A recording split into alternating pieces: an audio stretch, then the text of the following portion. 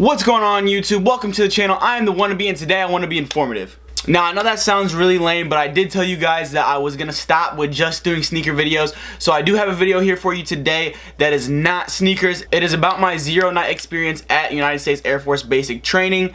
For those of you who didn't know, from August 8th to October 9th, I was at basic training with the United States Air Force. Due to some unfortunate things, like that didn't work out, and now I'm out. I have my squadron shirt on here, so anybody who was in my flight or has been through, you know, like, this is a shirt you get from there. Like, I didn't have a brother that went through, like, this is mine. I will show you guys some pictures as well. Like, I went through, this is my experience through zero night of BMT. As well, this is another weekly Wednesday upload where I'll be uploading a video every single Wednesday for the rest of 2018 and hopefully do even bigger stuff in 2019. But what comes with a weekly Wednesday upload is a little life hack / question of the day. Last week was question of the day, so this week is a life hack. So real quick, true or false, I want you guys to answer in the comments down below. Can like sugar or some candy be beneficial post-workout? Let me know in the comments down below. So for those of you who said true, you were correct. Sugar or some candy of some sort, mainly just something that's high in sugar that's gonna, or just any kind of real good carb, real simple carb, is gonna spike your insulin levels. So what that's gonna do is gonna help deliver protein to those damaged muscles. So sugar can be beneficial post-workout, and you know, if you didn't know that, well now you do, and it is legit. You can go ahead and research it. Like, that's all over. Jim Stoppani is actually the person who I read that from, and you know, he knows his stuff when it comes to the fitness industry. So now let's get into the story of my zero-night experience at the United States Air Force basic training. Some of the other branches, I guess, call theirs basic combatives training. They call it BCT. The Air Force calls it BMT, so you don't do a whole lot of combative stuff, but we're not talking about that right now. We're talking about zero night specifically, so you know, getting to Lackland Air Force Base and everything that happens. So I'm going to start off at MEPS. So you're going to go to MEPS and you're going to do some more processing stuff. They're going to make sure that you're on your weight. They're going to make sure that you don't have any tattoos or any new scars that they didn't know about. And then what you're going to do is you're just going to sit there and wait and do some more processing. You're going to go to your liaison, you're going to sign some stuff, and pretty much you're just going to be waiting to leave the rest of the day. You will swear in again. We had a lot of people leave the day I went, so we did our swearing outside, and like, there was no room to even do anything. Like, the guy actually forgot to have us put our hands up because we were so close together. But so you'll swear in again, and then they'll start sending you off. They'll give you your plane ticket. You get a meal voucher, so when you're at the airport you can get some food, or you can get some on your layover. I do suggest that you get some food because the next time you eat won't be till later on the night. So if you have like a long plane ride and you're like super nervous, just try and get some food in you, because you're not going to eat, and what you do eat is not very good, and you're not going to eat all of it. If you do eat all of it, then like, props to you, because they're nasty. They're literally called box nasties, what they give you. So then you'll leave from the MEP station to the airport. They'll provide transportation and everything. Your family can come say goodbye to you at MEPS and everything. I left with like 17 people. Not everyone leaves with that many people, obviously, but that's how many I personally left with. So yeah, what'll happen is you guys will fly to San Antonio, and then you'll get there, and there's another cafeteria, or you know, places where you can get food. So if you didn't use your meal voucher, for sure use it there, because then you go downstairs and there will be all these like lines of chairs. There are those blue little pop-up chairs that people used to use in like benches. I don't know if you played youth soccer, but they used to bring those pop-up benches in games. And there will be just a ton of those, and then there will be a representative from Lackland Air Force Base. He's like, you have to just, like, you go down the escalators and you turn left, and he'll be sitting over there. You check in with him, and he'll tell you to just have a seat and wait. So then you'll have a seat, you're waiting, you gotta be quiet, obviously, and then he comes over. When the buses get there, he comes over, he's like, this row, this row, this row, this row. So you all get up, grab your stuff, and you go and you get on the bus. And then when you're on the bus, they take you to the base, and then when you get to the base, he kind of drives around a little bit and says, yo, that's the parade field over there, you'll be there in 8 weeks, that's this, pointing everything out. And then he drops you off at the Pfingsten Reception Center. So the Reception Center, it's a really nice building. When I got there, I was like, wow, this is super cool. Like, if everything in the Air Force is this nice, like, we got it made. Through my experience, everything was pretty nice. There wasn't really a lot of stuff where you like, man, like, the Air Force is just a freaking dirt hole. It was actually pretty good. So you'll get there, and then you'll turn it, they give you a packet, you'll turn in your packet to whoever's just at that desk or something. It's a real efficient line. So then you get there, you'll go and you'll like line up, and then if they're not ready to get you into the next room, then you'll just sit down, and then you'll stand up when they tell you to. So we sat down and we waited there for like 10 minutes, and then they had us ready. So what they have you do is you go through some doors, and then you turn left, and you're in this big room, and there's just a bunch of equipment there, and you just start grabbing stuff. So like everything is the same really, except for the Apex jacket you get. So you grab a backpack, you grab some shower shoes, you grab your Apex jacket, and you grab just a bunch of stuff you need. The backpack has a bunch of stuff you need as well, and you do actually pay for the backpack. I didn't realize that when I first went through that you were paying for the backpack. But what they do, like your second day, I think, is they give you this Easy Pay card so you can buy things you need while you're there. Because while you're there, you're going to get some opportunities to run to the BX that's on, like, near your squadron and everything, and buy some stuff you need, like shampoo, or if you need new razors or deodorant and everything, you're going to get those opportunities. So you get your backpack and everything, and they have you dump it out. Make sure that you have everything that you need, and if you don't, you're going to let them know, and they're going to give you whatever you need. And all these people are really nice, by the way. So the guy who was running through our backpack stuff with us, he was kind of like, let's get the job done, but he didn't yell at us or anything, nothing like that. And then you put everything back in the backpack, and they're going to transition you out of that room.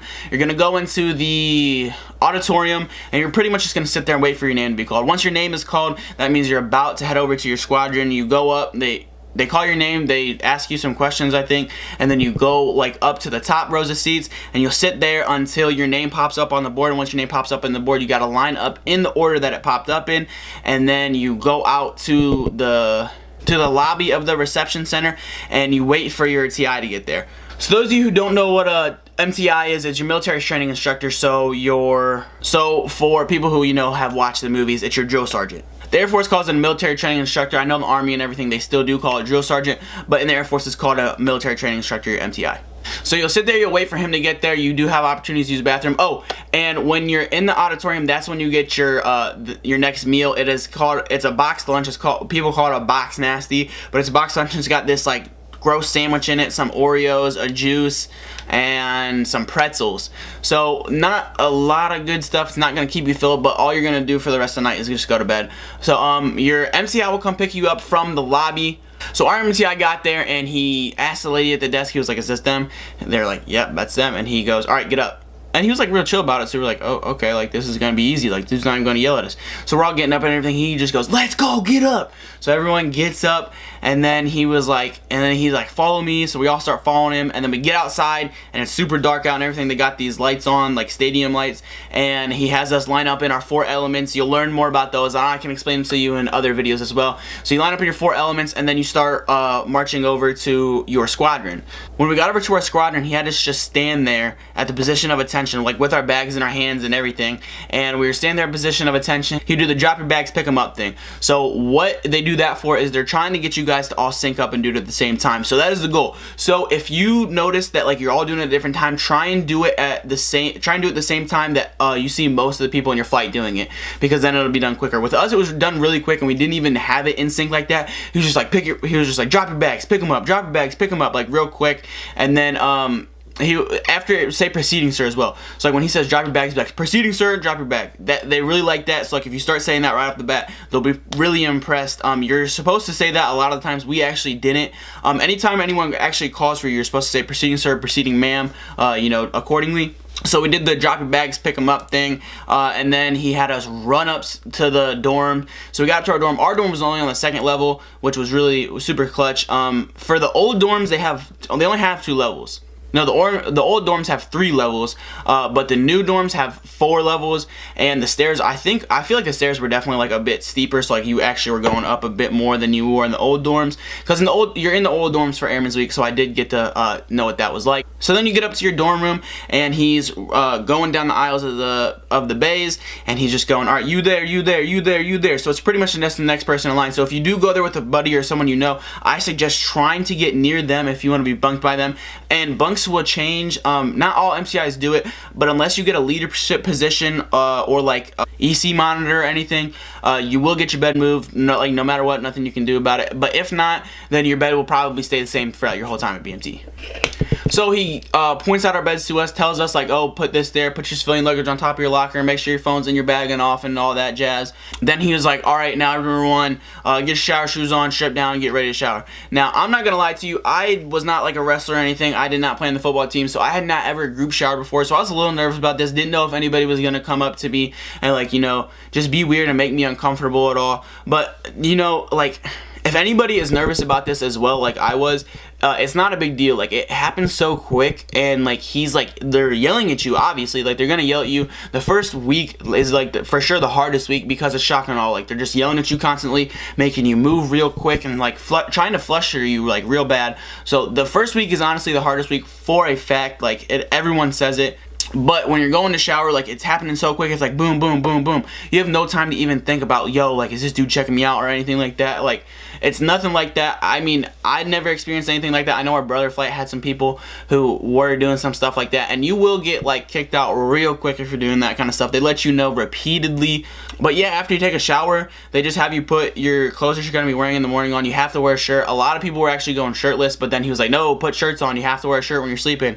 So I mean, you know, you have to wear a shirt if you're used to not wearing a shirt when you sleep like I do. And the blankets and everything, they're not real comfortable. I'm not gonna lie to you. The blankets were not the most comfortable thing. They're pretty scratchy, but they did keep us pretty warm. I mean, I went in the summertime, so I didn't get to really experience the cold, or if San Antonio even gets that cold. Like, I don't know the temperature that it is right now. But in the morning, you don't even have to worry about like making your bed or anything. Obviously, your bed needs to be tidy, and like you need to try and make it when you wake up. But like, they're not gonna expect you to have like full hospital corners and everything, and like a pristine bed like you would see when you're graduating. All right, so we're gonna carry over on into the next day. So you'll get to bed. I got to bed around 2 that night. I was so exhausted, you know, being up. I woke up at 4 from MEPS, and then, you know, didn't go to bed till 2. So I was almost up for 24 hours, and like it was exhausting.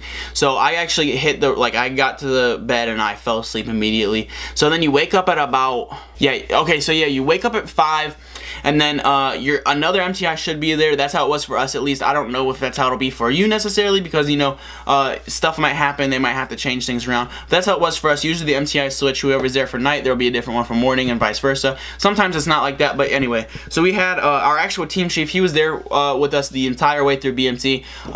Really awesome MTI. He was really intense, but you know, you kind of appreciate that in a sense. Like, we won top PT, so we got an extra town pass, so like we really appreciated him for that. And you know, so like having an intense MTI can be very beneficial.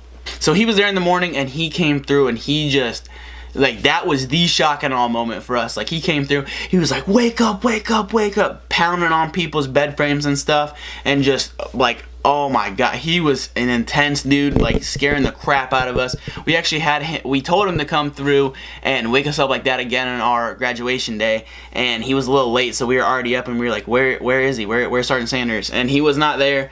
He came through a little late and started yelling. He was like, nah, I'm gonna save my voice. I'm not even gonna start. You guys are already awake. It was kind of funny, but so he wakes up, and you guys start going over to other processing places, and after you get your card, and that's it. That's all for United States Air Force 09. If you guys did enjoy this, I will give you guys any information you want to know about BMT and share with you my stories and experiences through it. Personally, I didn't have the worst time at BMT. I had a really good flight. Our squadron was like, you know, we're the shit. So like, we really felt proud to be in that squadron. We knew it was a really intense one, but we were proud to be there. But yeah, any of you just know that 0 night and 0 week are going to be your hardest times throughout basic training. So as long as you can get through those, you will be fine. I promise you.